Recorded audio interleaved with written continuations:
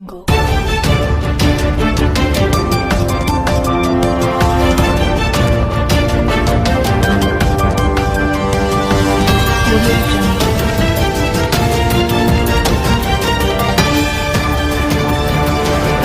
It's Exposed Time News.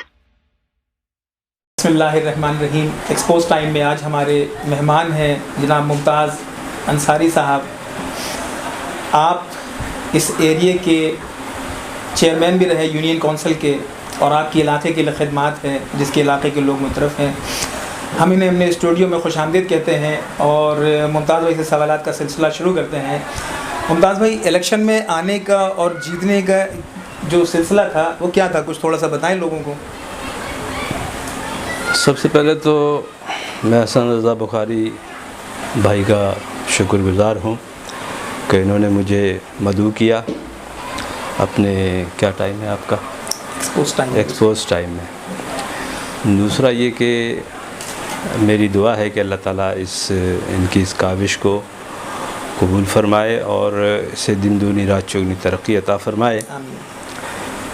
Hasan रज़ा बुखारी भाई ने एक सवाल किया कि इलेक्शन में आने का और उसका, तो ये चूँकि ये जो अभी कौमी असम्बली का इलेक्शन था ये मेरा पहला इलेक्शन नहीं था, आपको पता है।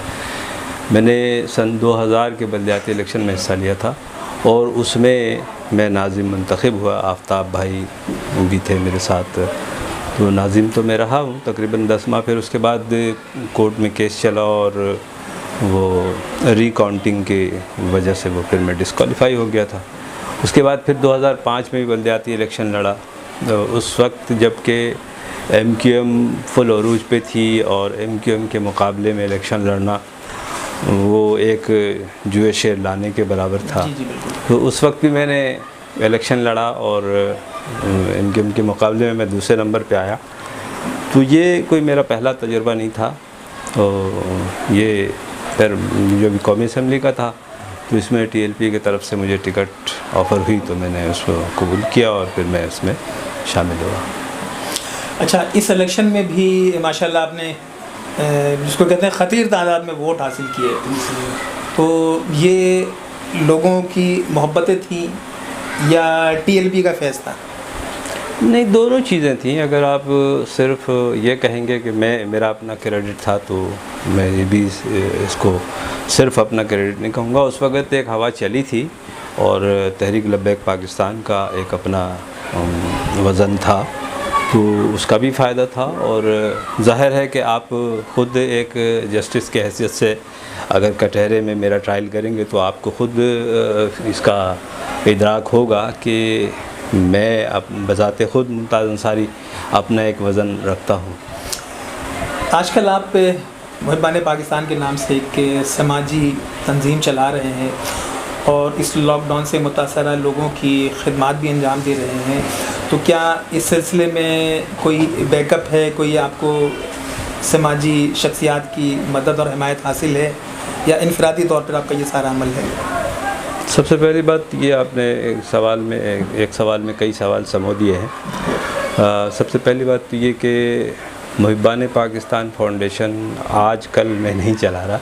मैं जब इलेक्शन लड़ा TLP की तरफ से तो भी मुहिबान पाकिस्तान फाउंडेशन का मैं चेयरमैन था और सन 2004 से मुहिबान पाकिस्तान फाउंडेशन किसी न किसी शक्ल में मौजूद रही और मैं 16 दिसंबर यौम शुहदाए मशरक़ी पाकिस्तान हर साल मनाता रहा हूँ।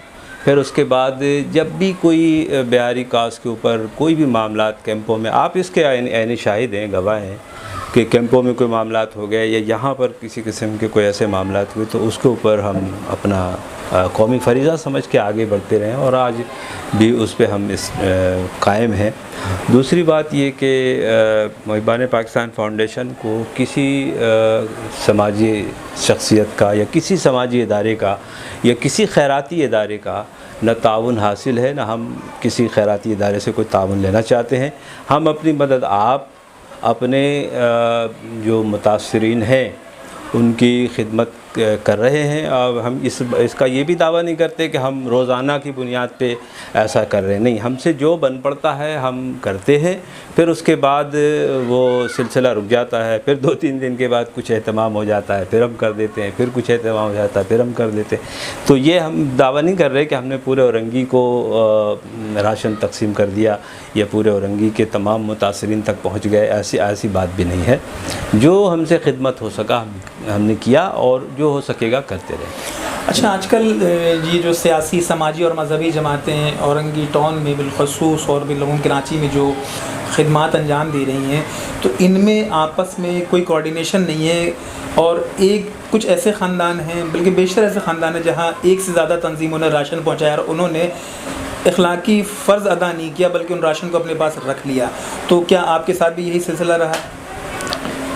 देखिए, ये तो ऐसा होता है।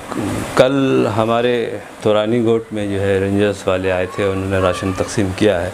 तो लेने वाले तो कोशिश ये करते हैं कि जितना ज़्यादा से ज़्यादा उनको मिल जाए। तो ये हम उसको इल्ज़ाम भी नहीं दे सकते, क्योंकि बेचारा परेशान है, मजबूर है। उसकी ये कोशिश होती है कि कहीं कहीं जहाँ से भी मिल रहा है ले लो।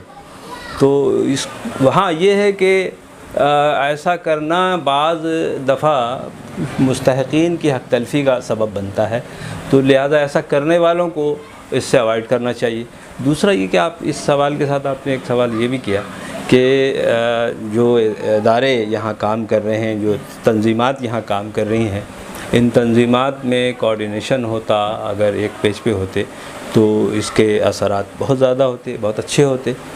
तो रज़ा भाई, बात ये है कि इसके लिए ये बिल्ली के गले में घंटी बांधे को, और होना तो ये चाहिए। आपकी ख्वाहिश अच्छी है, मेरी भी ख्वाहिश है कि होना चाहिए। और आप यानी शाहिद हैं इस चीज़ के कि जब 16 दिसंबर को मैंने प्रोग्राम किया तो मेरी हत्तल इम्कान कोशिश थी कि मैं किसी को भी इससे मतलब महरूम ना रखूं। हर किसी को मैं दावत दिया, सबको बुलाया। तो कोशिश तो मेरी अभी भी यही है कि जब जो डिज़ास्टर हो उसमें हम उससे मतलब कामयाबी से निकलने के लिए सब सर जोड़ कर बैठें।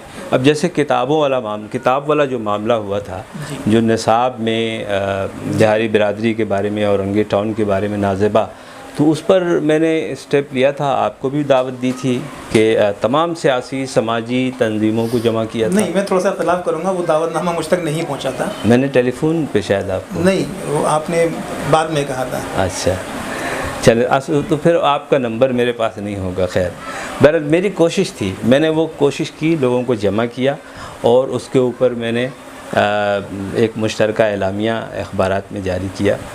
तो इसका असर भी पड़ा। तो कोई होनी ये चाहिए कि जब ज़रूरत पड़े, चले भले आप अपना काम करते रहें, लेकिन जब ज़रूरत पड़े तो उस वक्त जो है तमाम इख्तिलाफ़ात को, तमाम छोटी छोटी तलखियों को बालाए ताक रखते हुए यकजा हो जाना चाहिए। उसका हमें बड़ा एडवांटेज। अच्छा, इस वक्त बिलखसूस बिहारी कौम जो है वो शनाख्ती कार्ड की वजह से, FKs की वजह से बहुत शदीद मुश्किलात का शिकार है।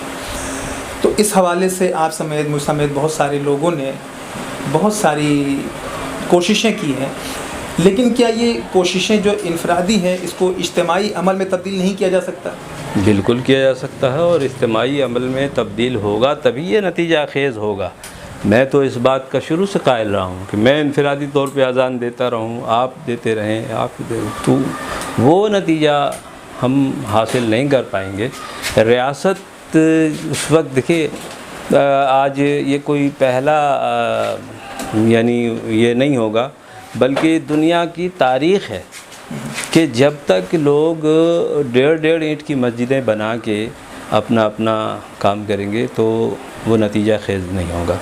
अगर हम सब मिल कर के एक मुनज़्ज़म तरीके से इस आवाज़ को भरपूर और जानदार आवाज़ में तब्दील कर दें तो हम देखें इसका रिज़ल्ट बहुत जल्द आ जाए। मतलब आपके साथ देखिए, मेरा तहरीक तामीर पाकिस्तान के सदर की हैसियत से मेरी तकरीबन जब ये नवाज़ शरीफ की हुकूमत थी तो इस हवाले से मेरी फ़िरोज़ ख़ान जो लांडी मस्जिद कॉलोनी के चेयरमैन हैं उनके साथ एक कोऑर्डिनेशन बनी और हम लोगों ने एक तरतीब दिया था कि चौधरी निसार साहब से मुलाकात की जाए और फ़िरोज़ ख़ान ने मुलाकात भी की।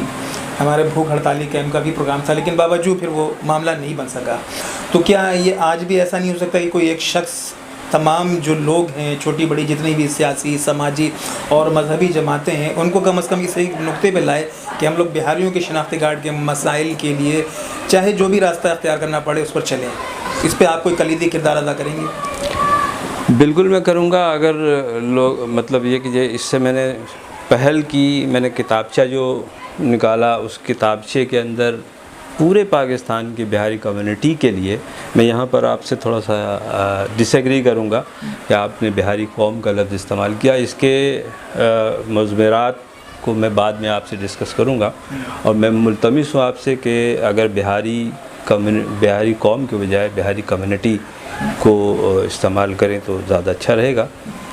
तो बिहारी बिरादरी के जो भी जुमला मसाइल हैं इसके ऊपर, और पूरे पाकिस्तान के बिहारी बिरादरी बल्कि दुनिया भर के बिहारी बिरादरी को मैंने उस किताबचे में मुखातिब किया है और उन सब को ये मतलब एक लाइन ऑफ एक्शन दिया है कि अगर हम टुकड़ों टुकड़ों में बटे रहेंगे, हम अपनी अपनी तवानाइयाँ अपने अपने सियासी जमातों के लिए सिर्फ इस्तेमाल करेंगे। हम अगर जमात इस्लामी में हैं तो जमात इस्लामी के लिए बेशक काम करें, पीपल्स पार्टी में है तो पीपल्स पार्टी के लिए काम करें, उस पार्टी में अपना नाम बनाएं, अपना मकाम बनाएं, ज़रूर बनाएं। टीएलपी में है तो उसमें बनाएं, जिस जमात में हैं हम रहें, अपना मकाम बनाएं। लेकिन बहैसियत बिहारी बिरादरी हमें पूरे पाकिस्तान के तमाम बिहारियों को यकजा होना पड़ेगा।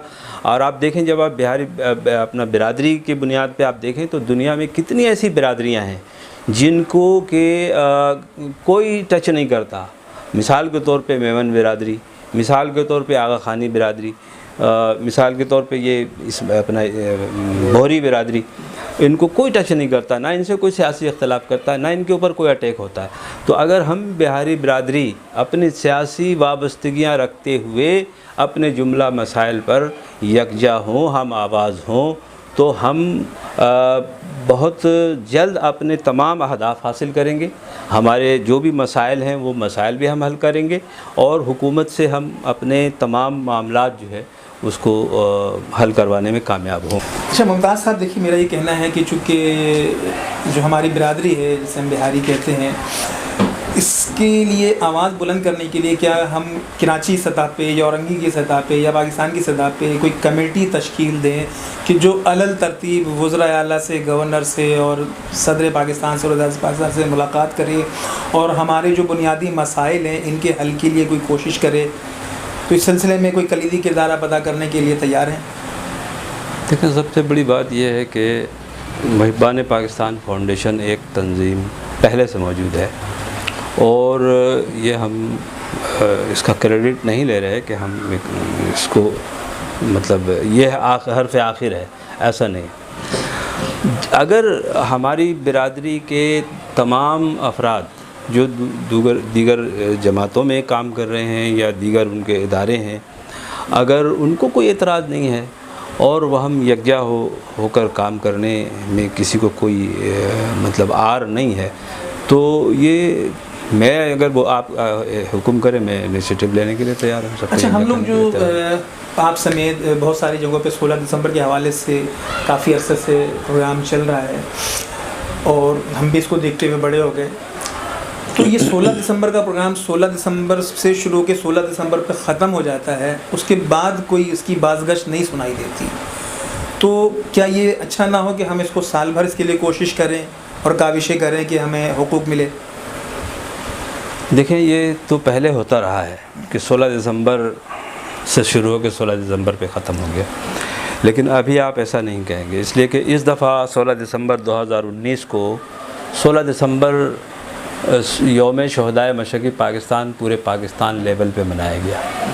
और उसकी मैं मिसाल आपको दूं कि कराची में एक तकरीब डिस्को मोड़ पे हुई, इसके अलावा पेशावर इस्लामिया कॉलेज यूनिवर्सिटी में एक तकरीब हुई, फिर इस्लामाबाद में सिविल सोसाइटी की तरफ से हुई। तो ये पहला साल था 2019 का कि जिसमें मुहिब्बान पाकिस्तान फाउंडेशन की कोशिशों से मुल्क के दीगर शहरों में, यानी पाकिस्तान के दारुल-हुकूमत में और सूबा KPK के दारुल-हुकूमत में, और वो तारीख़ी यूनिवर्सिटी जो कायद-ए-आज़म का पसंदीदा इदारा था, उस इदारे में वहाँ के वाइस चांसलर के ज़ेर सदारत ये तकरीब, ये 16 दिसंबर का शोहदाए मशरक़ी पाकिस्तान का प्रोग्राम हुआ। तो सही है। तो कहने का मकसद ये है कि देखें रज़ा भाई, हम 16 दिसंबर को एक वो वक्त था कि हम सिर्फ़ उस दिन को ज़िंदा रखना चाहते थे, क्योंकि आप ख़ुद बाशऊर हैं, उस दिन को उसकी अपनी अफादियत को, उसकी अहमियत को ख़त्म कर दिया गया था। 14 दिसंबर को सानहा कस्बा अलीगढ़ के साथ मिला करके, मर्ज करके, और 16 दिसंबर को उसके नीचे करके कालीन के नीचे दफन कर दिया गया था। तो उस वक्त तो हम सिर्फ़ उस दिन को ज़िंदा रखना चाहते थे। आज अल्हम्दुलिल्लाह देखें कि 16 दिसंबर यौम शोहदाए मशरक़ी पाकिस्तान, अगर वो चिराग हम जला के नहीं रखते तो इस साल जिस तरह से तीनों शहरों में हुआ, ये भी नहीं होता। अच्छा, मेरा कुछ संजीदा मौजू से हट के शायरी से दिलचस्पी है? नहीं, मैं बस शेर सुन लेता हूँ और मेरे हाथ शेर आपको जो पसंद है, कोई ऐसा शेर हमारे क़ारीन के लिए?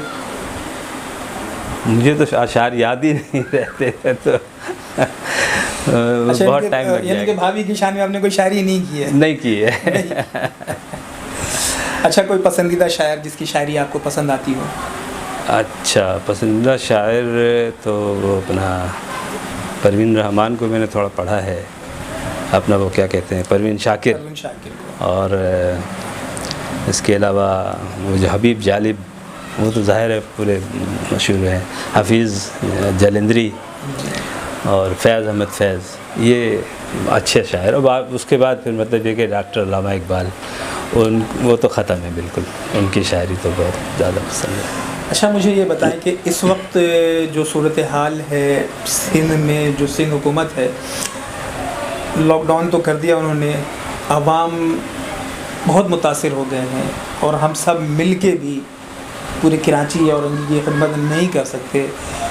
तो क्या हमें कोई ऐसा लाहेमल अख्तियार नहीं करना चाहिए कि हम वज़ीर आला से कोई मुलाकात करें कि भाई ये जो आपने इतने बड़े शहर कराची में डिस्ट्रिक्ट वाइज जो आपने 22 करोड़ दिया, जबकि उससे छोटे शहर जहां 90 करोड़ और 80 करोड़ रुपए दिए गए हैं, तो ये कराची के साथ ज़्यादती क्यों? देखिए, मैं तो ये समझता हूँ कि वज़ीर आला साहब, मतलब ऐसा लगता है कि कोरोना के ऊपर हमारे सिंध की हुकूमत, सिंध के वज़ीर आला साहब बहुत ज़्यादा हसास हैं।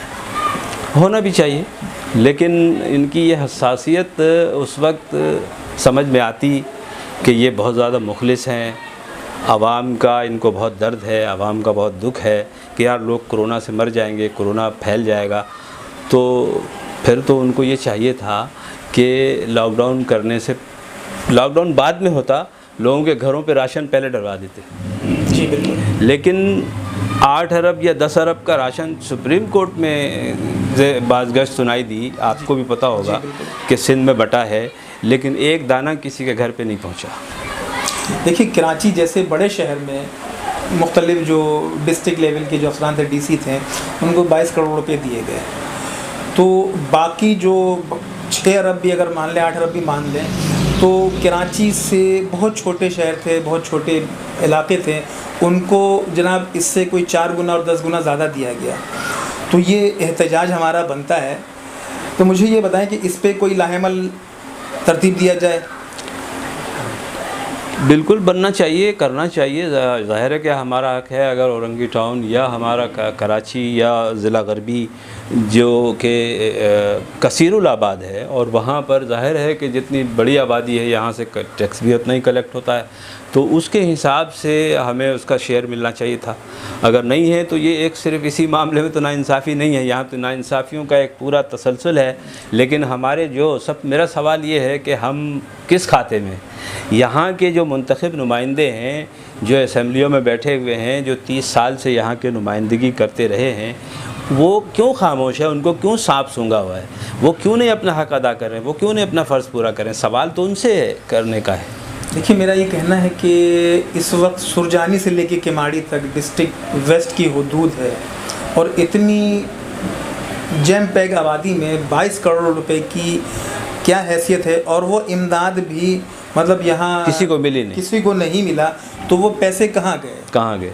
ये सवाल है। ठीक है, जैसे तो इस हवाले से कोई लाहेमल तरतीब नहीं देना चाहिए हम तमाम सियासी और समाजी जो तंजीमें औरंगी से कि एक वज़ीर आला को जॉइंट एक ख़त लिखा जाए कि भाई ये पैसे कहाँ गए? बिल्कुल, मैं समझता हूँ कि यहाँ से हम जॉइंट एप्लीकेशन बना के सुप्रीम कोर्ट को भी दें और वज़ीर आला को दे तो दे, सुप्रीम कोर्ट को भी दें कि भाई अगर हमारे ज़िला गरबी के लिए इन्होंने इतने रुपए का ऐलान किया है कि ये तो, और हम इस बात के निशाहिद हैं, हम इस बात के गवाह हैं कि हमें नहीं मिला, तो इनसे पूछा जाए कि ये रकम कहाँ गया, किसको दिया है। अच्छा, मेरा ये कहना है कि इमरान खान साहब ने अभी एक टाइगर फोर्स बना दी, तो क्या अच्छा नहीं तो कि साबिका और मौजूदा यूसी जो चेयरमैन थे, काउंसलर्स थे, जो गवर्नमेंट के रिकॉर्ड पे मौजूद थे, इनके ज़रिए अगर राशन की तकसीम कर दी जाती तो बेहतर अमल नहीं होता कि हकदारों तक हक पहुंच जाता, सफ़ेद पोशों तक हक पहुंचता? देखिए, वो हर हुकूमतों की अपनी अपनी तरजीहात होती हैं। इसमें इमरान खान साहब को यही बेहतर लगा होगा कि हम अपने पसंदीदा लोगों को, या जो हमारे पास आए हैं हमारी दावत पे, वो उनके ऊपर हम एक टाइगर फोर्स बना लें। लेकिन अमली तौर पर टाइगर फोर्स आपको तो, मुझे तो कहीं नज़र नहीं आया, आपको अगर नज़र आया हो तो बताएं। तो ये सिर्फ कागज़ों में है, और देखें अल्लाह अगर इससे पाकिस्तान का मुकद्दर बदल सकता है तो बदल दे ये टाइगर फोर्स, वरना मुझे तो नहीं कोई इसमें फ़र्क नज़र आएगा। हर सियासी जमात जो हुकूमत में होती है वो अपने मफाद के लिए, अपने बका के लिए ये सारे हरबे इस्तेमाल करती हैं, लेकिन उससे मुमताज़ अंसारी साहब, आज आप एक्सपोज टाइम न्यूज़ के आवर गेस्ट के मेहमान हैं, तो आप हमारे चैनल के तवस्सुस से कोई पैगाम मुखय्यर हज़रात को या साहिब हैसियत लोगों को देना चाहेंगे? ये पैगाम मैं यही देना चाहूँगा कि जैसे हर काम हम हुकूमतों पर डाल के अपने आप को बरी ज़िम्मा समझते हैं, या इदारे जो बाज़ इदारे हैं कि जी वो इदारा बन गया तो वो इदारा ही वो काम करेगा, तो ऐसा नहीं होता। हमें बहैसियत मिनहसुल कौम या मिनहसुल एक बिरादरी जो हमारी बिहारी बिरादरी है, हमारी मुखय्यर हज़रात को भी कुछ अपनी ज़िम्मेदारियों का एहसास होना चाहिए। वो अब मिसाल के तौर पे हसन रज़ा बुखारी हैं, ये बरस से एक इदारा भी चला रहे हैं, और इनकी मशरक़ी पाकिस्तान में भी इनके वालिद की बड़ी खिदमत रही हैं। कैसर जमील मलिक साहब से मैंने तस्दीक किया, हालांकि मेरा इस पे इख्तलाफ हुआ इनसे कि मैंने कहा मैं आपके घर की गवाही नहीं मानूंगा, तो मैंने कैसर जमील साहब से इनके वालिद साहब की जो खिदमत वहाँ चटागांग में उसके टाइगर पास के हवाले से, तो उन्होंने पूरी डिटेल मुझे बताई। उन्होंने बताया कि एक पूरा दिन इनके वालिद जो थे नवाब साहब, वो तनहा अपने गन से मुक्ति बाहिनी का मुकाबला करते रहे, और शाम तक वो मुकाबला तनहा करते रहे, हत्ता कि पाकिस्तानी फ़ौज वहाँ आई, कुमक आई, तो फिर वहाँ के लोगों की जान में जान आई और लोगों की ज़िंदगियाँ बची। तो ये हसन रज़ा बुखारी जो इतने अरसे से खिदमत यहाँ अंजाम दे रहे हैं, इनकी भी सरपरस्ती होनी चाहिए। और अभी तो खैर लॉकडाउन का सिलसिला है, इंशाअल्लाह इसके बाद हम हसन रज़ा बुखारी भाई से मेरा वादा है कि इंशाअल्लाह ताला हम इनके लिए ज़रूर कुछ ना कुछ करेंगे। और ये इदारा हमारा इदारा है, ज़ाहिर है कि मेरे औरंगी का अगर कोई इदारा फलता फूलता है, परवान चढ़ता है, तो मेरे लिए बाइस फ़ख्र है, मेरे लिए बाइस फ़ख्र है इस। तो इंशाअल्लाह आप नाउमीद ना हो, अपना जद्दोजहद जारी रखें, इंशाअल्लाह ताला हम आपके साथ हैं सर। ये थे हमारे आज के आवर गेस्ट के मेहमान मुमताज़ अंसारी साहब। आप हमजहद शख्सियत के मालिक हैं और आपकी खिदमत औरंगी टाउन में औरंगी के अवाम और औरंगी से बाहर के लोग भी बहुत अच्छी तरह से जानते हैं। आप बहैसियत नाज़िम आपकी खिदमत है। आप गुज़िश्ता साल इलेक्शन भी लड़े तहरीक लब्बैक पाकिस्तान के प्लेटफॉर्म से और बहुत शानदार नतीजा आपने हासिल किया, और इंशाअल्लाह हम उनसे उम्मीद रखते हैं कि ये अपनी ज़ात से अपनी बिरादरी के लिए गिरा कदर खिदमत अंजाम देंगे। हम मुमताज़ अंसारी साहब के स्टूडियो में आमद के लिए इनके बहुत शुक्रगुज़ार हैं। बहुत शुक्रिया।